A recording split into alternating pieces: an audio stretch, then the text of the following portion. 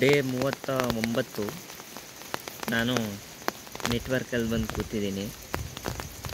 ಯಾಕೆ ಅಂತಂದರೆ ನನ್ನಲ್ಲಿ ರೀಚಾರ್ಜ್ ಇಲ್ಲ, ಬಟ್ ಆದರೂ ನೆಟ್ವರ್ಕ್ ಸಿಕ್ಕಿದಾಗ ಮೇ ಬಿ ನಂಗೆ ಯಾರು ಕಾಲ್ ಮಾಡ್ತಾರೆ ಅಂತ. ಬಟ್ ಯಾರೂ ಕಾಲ್ ಮಾಡಿಲ್ಲ. ಸುಮಾರು ಹೊತ್ತಿಂದ ಕೂತಿದ್ದೀನಿ,